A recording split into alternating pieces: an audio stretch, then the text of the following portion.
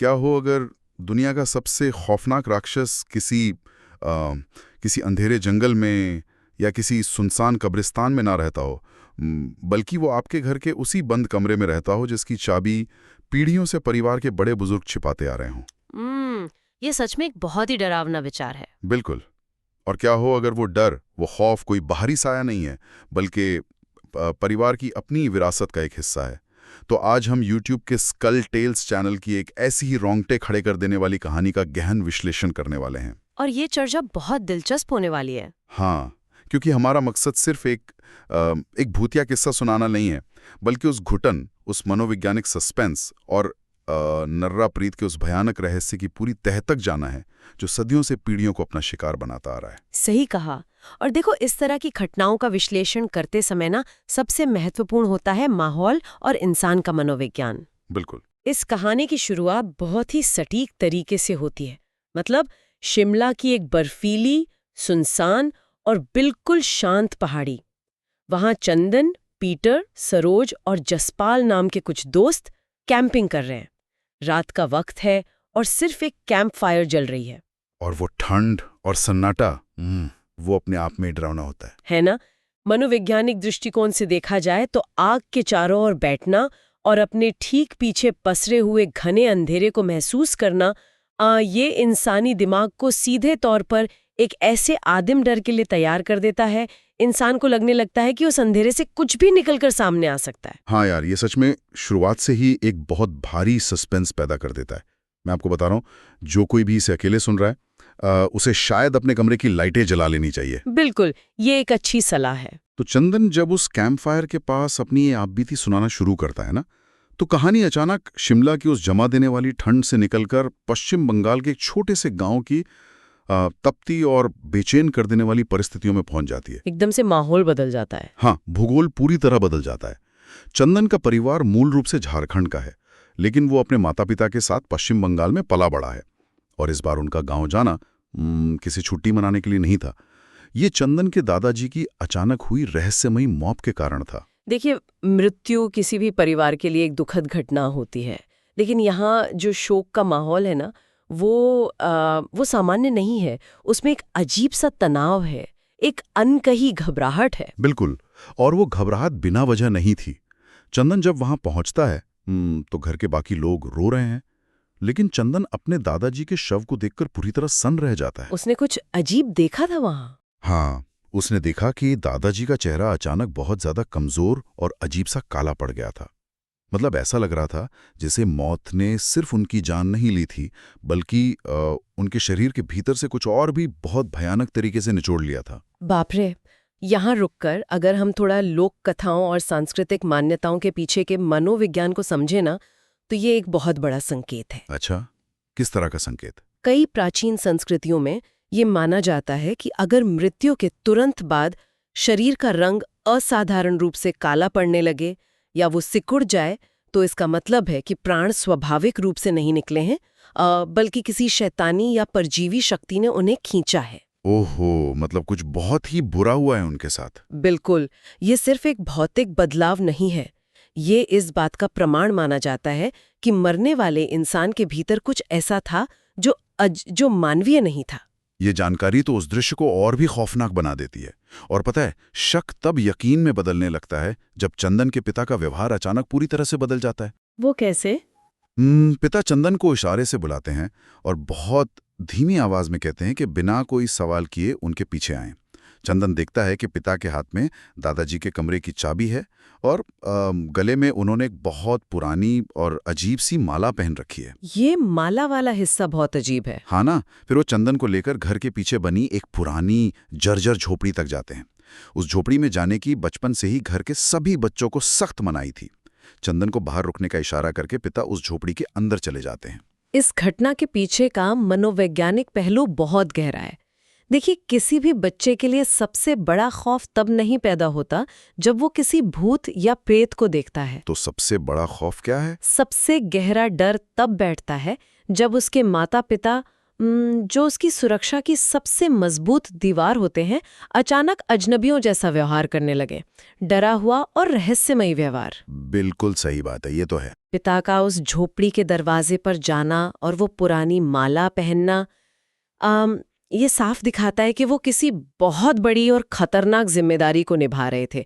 एक ऐसी जिम्मेदारी जो शायद उनके पिता यानी दादाजी ने उन्हें सौंपी थी। इसे थोड़ा विस्तार से समझते हैं। ये स्थिति बिल्कुल वैसी है जैसे आपके अपने घर में कोई ऐसा बंद कमरा हो जिसके बारे में आपके माता पिता बात करने से कतराते हों। ये एक बच्चे के दिमाग में खौफ और जिज्ञासा दोनों पैदा कर देता है। बिल्कुल, एक तरह का दबाव बन जाता है दिमाग पर। चंदन जब बाहर से झांकने की कोशिश करता है ना, तो उसे झोपड़ी के अंदर अंधेरे में जमीन पर बनी एक बहुत गहरी दरार दिखाई देती है और उस दरार के आसपास कुछ हड्डियां और अजीब सी चीजें बिखरी हुई थी। बाप रे, एक तो अंधेरा और ऊपर से हड्डियां। हाँ, सोचिए किसी पर क्या गुजरेगी जब उसे पता चले कि उसके दादाजी के कमरे में जमीन फटी हुई है और वहां हड्डियों का ढेर लगा है। पिता अंदर से कुछ जमीन के कागजात लेकर आते हैं, वापस ताला लगाते हैं और दोनों घर आ जाते हैं। वो दरार और वे हड्डियां इस बात का स्पष्ट संकेत है कि जो कुछ भी उस झोपड़ी में है वो किसी दूसरी दुनिया का नहीं है, वो इसी जमीन के नीचे का हिस्सा है। वो कोई ऐसा खतरा है जिसे सिर्फ बंद दरवाजों और मजबूत तालों के पीछे छुपा कर रखा गया था। लेकिन यहां एक बात मेरी समझ में नहीं आ रही है। अगर पिता को अच्छी तरह पता था कि उस झोपड़ी में कुछ बेहद खतरनाक है, तो उन्होंने चंदन को अपने साथ वहां पीछे जाने ही क्यों दिया? क्या ये एक तरह का इशारा नहीं था? ये आपने बहुत ही बेहतरीन सवाल पूछा है और मुझे लगता है कि पिता का ये कदम अनजाने में उठाया गया नहीं था। मतलब उन्होंने जानबूझकर ऐसा किया? देखिए, जब पीढ़ी दर पीढ़ी चलने वाले आघात या पारिवारिक श्राप की बात आती है ना, तो परिवार के बड़े लोग अक्सर अनजाने में ही सही अपनी अगली पीढ़ी को उस अंधेरे से परिचित करा देते हैं। पिता शायद चंदन को ये दिखाना चाहते थे कि उनकी असली विरासत क्या है। ओहो, वो उसे तैयार कर रहे थे। बिल्कुल, वे उसे तैयार कर रहे थे, भले ही वे खुद इस बात को पूरी तरह से स्वीकार न कर पा रहे हों। ये सच में बहुत परेशान करने वाला है। लेकिन कहानी में परेशानी यही खत्म नहीं होती। जब वे वापस घर आते हैं तो पता चलता है कि चंदन की बुआ ट्रेन में है और उन्हें आने में काफी देरी होगी। मतलब अंतिम संस्कार रोकना पड़ेगा। हाँ, वो अंतिम दर्शन करना चाहती हैं, इसलिए अंतिम संस्कार रोकना पड़ेगा। चंदन की माँ ये सुनकर बहुत बुरी तरह घबरा जाती हैं।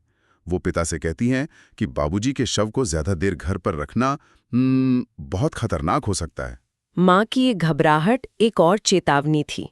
घर के बड़ों को पता था कि समय बीतने के साथ वो खतरा जो दादाजी के शरीर के आसपास मंडरा रहा है, वो बेकाबू हो सकता है। तभी वहां मौजूद पंडित जी बीच बचाव करते हुए कहते हैं कि अगर वो पीछे वाली झोपड़ी पूरी तरह से बंद है तो रात तक इंतजार किया जा सकता है। झोपड़ी का बंद होना बहुत जरूरी था। हाँ, और शव को सड़ने से बचाने के लिए उसे बर्फ की बड़ी बड़ी सिलियों बांट दिया जाता है। अब देखिए, एक तरफ आंगन में बर्फ पर दादाजी का शव रखा है और दूसरी तरफ वो बंद झोपड़ी है। अब यहीं पर वो गलती होती है जिसने सब कुछ बदल दिया। क्या किया चंदन ने? चंदन मौका पाकर वापस उस झोपड़ी के पीछे जाता है। मुख्य दरवाजा तो बंद था, लेकिन वो पीछे की एक खिड़की को धक्का देता है और वो खुल जाती है। अरे नहीं! अंदर तंत्र मंत्र के चित्र बने हुए हैं, एक पुराना बक्सा है और दादाजी की खाट के बिल्कुल पास जमीन में वही खौफनाक दरार है। तभी पिता की आवाज आती है और चंदन घबराहट में भागता है, लेकिन जल्दबाजी में वो उस खिड़की को खुला ही छोड़ देता है। और वो खुली खिड़की सिर्फ एक भौतिक भूल नहीं थी। उस खिड़की के खोलने का सीधा मतलब था कि उस रहस्य को, उस दबी हुई शक्ति को बाहर आने का एक रास्ता मिल गया। लेकिन यहां मैं थोड़ी हैरानी जताना चाहूंगा। मतलब आखिर इंसानी फितरत ऐसी क्यों है? जब चंदन को सख्त हिदायत दी गई थी कि वहां नहीं जाना है, तो उसने ऐसा क्यों किया? मैं समझती हूँ कि ये अजीब लगता है, लेकिन इसे मनोविज्ञान और अलौकिक दृष्टिकोण से देखें ना, तो कभी-कभी वर्जित जगहें या भारी नकारात्मक ऊर्जा वाली जगहें इंसान के दिमाग को अपनी ओर सम्मोहित करती हैं। मतलब जगह खुद उसे बुला रही थी? एक तरह से हाँ। खाली कमरा और जमीन के अंदर बनी दरार ये अनदेखी शक्तियों का प्रतीक है।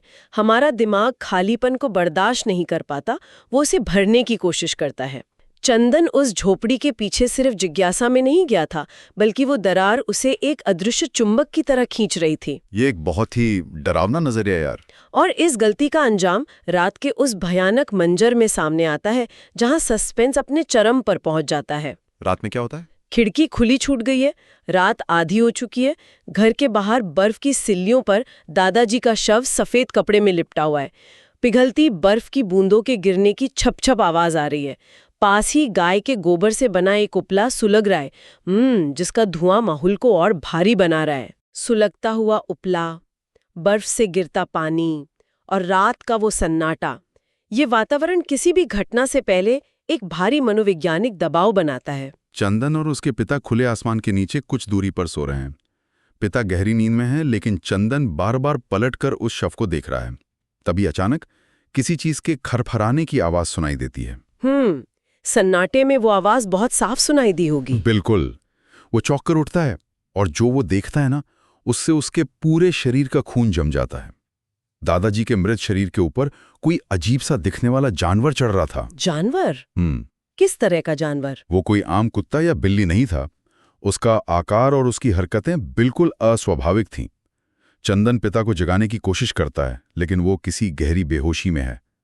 चंदन हिम्मत करके एक डंडा उठाता है और उस तरफ दौड़ता है, लेकिन उसके पहुंचते पहुंचते वो अजीब जानवर अचानक हवा में ही गायब हो जाता है। उस जानवर का हवा में गायब होना इस बात का पक्का सबूत था कि वो किसी प्राकृतिक दुनिया का जीव नहीं था। वो एक अलौकिक उपस्थिति थी, जो शायद उसी खुली खिड़की से बाहर आई थी। और यहाँ पे बात सच में बहुत दिलचस्प और खौफनाक हो जाती है। एक बहुत ही सडन ट्विस्ट आता है। क्या ट्विस्ट? चंदन अभी उस गायब हुए जानवर को ढूंढ ही रहा होता है कि तभी उसे अपने ठीक पीछे किसी के जोर जोर से भारी आवाज में सांस लेने की आवाज सुनाई देती है। कोई उसके बिल्कुल पीछे खड़ा है। अरे बाप रे! जब चंदन पलट के देखता है तो उसका पूरा शरीर सुन्न पड़ जाता है। उसके ठीक सामने उसके मृत दादाजी बिल्कुल उसके सामने खड़े थे, लेकिन उनका रूप अब मानवीय नहीं था। उनका चेहरा विकृत हो चुका था और उनके हाव भाव पूरी तरह से शैतानी हो चुके थे। मौत के बाद किसी अपने को वापस चलते फिरते देखना, और वो भी खूंखार शैतानी रूप में, ये इंसान के मन के सबसे गहरे डर पर चोट करता है। ये विश्वास का सबसे भयानक रूप से टूटना है। चंदन लड़खड़ाते हुए पूछता है कि आपको क्या हो गया दादाजी, लेकिन कोई जवाब नहीं मिलता। दादाजी किसी जंगली जानवर की तरह चंदन पर टूट पड़ते हैं, उसे जमीन पर गिरा देते हैं और अपने नुकीले पंजे उसके सीने में छुपाने लगते हैं। ये तो बहुत हिंसक हो गया। बहुत ज्यादा। चंदन दर्द से चीखता है और तभी पीछे से चंदन के पिता दौड़ते हुए आते हैं। उनके हाथ में एक भारी फावड़ा है और वो उस फावड़े से अपने ही पिता यानी चंदन के दादाजी की गर्दन पर एक जोरदार वार करते हैं। एक ही झटके में दादाजी का सिर कट कर जमीन पर लुढ़क जाता है। बाप रे! अगर हम इसे बड़ी तस्वीर से जोड़कर देखें ना, तो एक बेटे का अपने ही पिता की गर्दन काटना इस कहानी को एक साधारण भूतिया कहानी से एक दर्दनाक और हिंसक त्रासदी में बदल देता है। कल्पना की जा सकती है कि उस पिता की मानसिकता पर इसका क्या असर हुआ होगा। लेकिन ये त्रासदी यहाँ खत्म नहीं होती है। सिर कटने के बाद दादाजी की उस मृत शरीर से अचानक एक बहुत ही घना काला धुआं निकलता है और देखते ही देखते वो काला धुआं चंदन के शरीर के अंदर पूरी तरह से समा जाता है। यह इस पूरी कहानी का सबसे भयानक हिस्सा है। बुराई का बाहर से हमला करना एक बात है, लेकिन उस काले धुएं का चंदन के शरीर में प्रवेश कर जाना, ये डर की चरम सीमा है। इसका मतलब था कि बुराई ने सीधे चंदन की आत्मा पर कब्जा कर लिया है। बिल्कुल। इसके बाद घर में जो कोहराम मचता है, पूछिए मत। रात के उस अंधेरे में ही पंडित जी को बुलाया जाता है। सब बुरी तरह डरे हुए हैं। पंडित जी आते ही चंदन की आंखों में गहराई से देखते हैं और जो खुलासा करते हैं, वो परिवार के सारे पुराने रहस्यों से पर्दा उठा देता है। वो क्या बताते हैं? वो बताते हैं कि ये कोई आम भूत या साया नहीं था, बल्कि ये नर्राह प्रेत था। अच्छा, नर्राह प्रेत। यहाँ आकर कहानी का दायरा बहुत बड़ा हो जाता है। अब हमें ये समझना होगा कि आखिर ये नर्राह प्रेत है क्या। हाँ, पंडित जी इसके बारे में काफी कुछ बताते हैं। लोक कथाओं के अनुसार ये कोई हवा में भटकने वाली आत्मा नहीं है। बिल्कुल।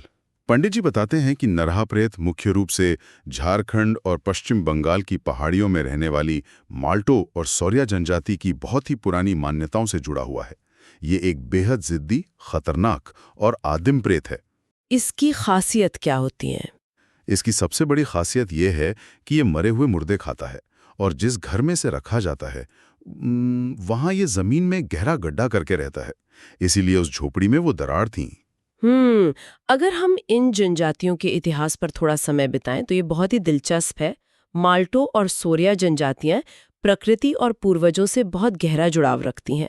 उनके यहाँ माना जाता है कि आत्मा जमीन के नीचे से जुड़ी रहती है।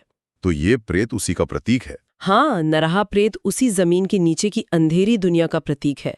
ये हवा में नहीं उड़ता, बल्कि जमीन में गड्ढा खोदकर इसलिए रहता है क्योंकि वो परिवार की जड़ों से, पीढ़ियों के खून से जुड़ना चाहता है। और ये भी स्पष्ट होता है कि वो प्रेत मरे हुए शरीर क्यों खाता है।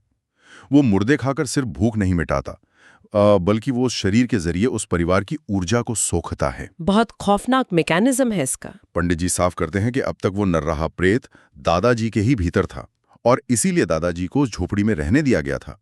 वो प्रेत परिवार के ही एक सदस्य को अपना मेजबान बनाता है। मतलब ये एक पीढ़ी से दूसरी पीढ़ी में ट्रांसफर होता है। बिल्कुल, लेकिन क्योंकि चंदन ने वो खिड़की खुली छोड़ दी थी, वो प्रेत आजाद हो गया। और जब दादाजी का शरीर खत्म हो गया तो उस प्रेत ने अपना नया वारिस चंदन को चुन लिया। वो काला धुआं। हाँ, वो काला धुआं दरअसल वही नर्राहा प्रेत था और इसके साथ ही चंदन की जिंदगी पर एक खौफनाक शाप लग गया। पंडित जी ने उसे एक खास माला पहनाई जिसे उसे लगातार 12 साल तक हर हाल में पहनना होगा। 12 साल का ये समय भी बहुत प्रतीकात्मक है। कई मान्यताओं में 12 साल को एक पूरा चक्र माना जाता है।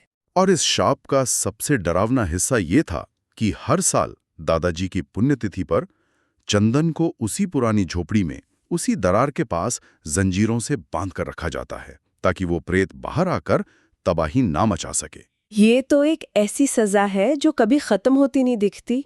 एक छोटी सी भूल ने उसकी जिंदगी को कैद में बदल दिया। कहानी यहां से एक झटके में वापस वर्तमान समय में आती है। शिमला का वो ठंडा पहाड़ और कैंपफायर की आग। चंदन अपने दोस्तों को ये आप बीती सुनाकर गहरी चुप्पी में डूब जाता है। सारे दोस्त तो सन रह गए होंगे। एकदम सन। तभी उसका एक दोस्त डरी हुई आवाज में पूछता है कि क्या वो नरहा प्रेत आज भी तेरे अंदर है? चंदन धीरे से सिर हिलाता है और कहता है, हाँ। वो बताता है कि वो प्रेत आज भी उसके अंदर है। और बोलते बोलते आग की रोशनी में चंदन की आंखें एक अजीब, अमानवीय तरीके से चमक उठती हैं। अरे बाप रे! वो चमक इस बात का सीधा संकेत है कि वो प्रेत अभी भी उसी पल उस कैंपफायर के पास उन दोस्तों के बीच सांस ले रहा है। ये किसी को भी अंदर तक कंपा सकता है। तो इस सब का असल में क्या मतलब है? मतलब क्या ये सिर्फ एक प्रेत है या परिवार के उन पुराने रहस्यों का प्रतीक है जो बच्चों को विरासत में मिलते हैं? इससे एक बहुत ही महत्वपूर्ण सवाल खड़ा होता है। अगर हम इसका विश्लेषण करें तो ये जेनरेशनल ट्रॉमा यानी पीढ़ी दर पीढ़ी चलने वाले आघात का सबसे डरावना रूप है। वो कैसे? दादाजी के अंदर जो बुराई थी उसे पिता ने एक झोपड़ी में बंद करके छिपाने की बहुत कोशिश की। उन्होंने उस पे ताले लगाए, लेकिन हकीकत यह है कि कोई भी अपनी विरासत से भाग नहीं सकता। असली खौफ ये है कि आपकी विरासत आपके अंदर ही रहती है। वो बुराई एक पीढ़ी से निकलकर दूसरी पीढ़ी के अंदर समा जाती है। बिल्कुल सही बात है। इसका मतलब असली खौफ ये नहीं है कि बाहर अंधेरे में कोई भूत है। असली खौफ ये है कि जो बुराई हमारे परिवार के अतीत में दबी हुई है, वो एक दिन हमारे अपने अंदर ही पनप सकती है। मैं पूरी तरह सहमत हूँ। और ये चर्चा हमें इस बात पर भी विचार करने को मजबूर करती है कि परिवार के बड़े बुजुर्ग जब किसी बात पर चुप्पी साध लेते हैं ना, तो उसके पीछे हमेशा कोई बुरी नीयत नहीं होती। वो बस बचाना चाहते हैं। हाँ, वे आने वाली पीढ़ी को उन चीजों से बचाना चाहते हैं जिनका सामना करने के लिए वे अभी तैयार नहीं होते। उस झोपड़ी का ताला वास्तव में एक ढाल थी। तो शिमला की एक ठंडी रात से शुरू हुई इस कहानी ने एक ऐसे प्रेत से हमारा सामना कराया जो पीढ़ियों तक इंसानों का पीछा नहीं छोड़ता। हम सभी के परिवारों का कुछ न कुछ इतिहास होता है, कुछ ऐसे पन्ने जिन पर धूल जम चुकी होती है और जिनके बारे में कोई बात नहीं करना चाहता। बिल्कुल, हर परिवार के अपने रहस्य होते हैं। चंदन की एक छोटी सी बचपन की जिज्ञासा ने उसे 12 साल के श्राप में बांध दिया। तो इस गहन प्रश्लेषण के अंत में हम सुनने वालों के लिए एक झकझोर देने वाला विचार छोड़ना चाहते हैं। वो क्या है? हमारे अपने अतीत में, हमारे परिवारों के इतिहास में हमने अनजाने में, जिज्ञासावश ऐसे कौन से दरवाजे या खिड़कियां खुली छोड़ दी हैं जहां से कोई पुरानी दबी हुई चीज हमारे वर्तमान में रेंगते हुए बाहर आ सकती है। ये सच में सोचने वाली बात है। बिल्कुल। तो इसी रहस्यमयी और डरावने सन्नाटे के साथ हम आज की इस चर्चा को यहीं समाप्त करते हैं।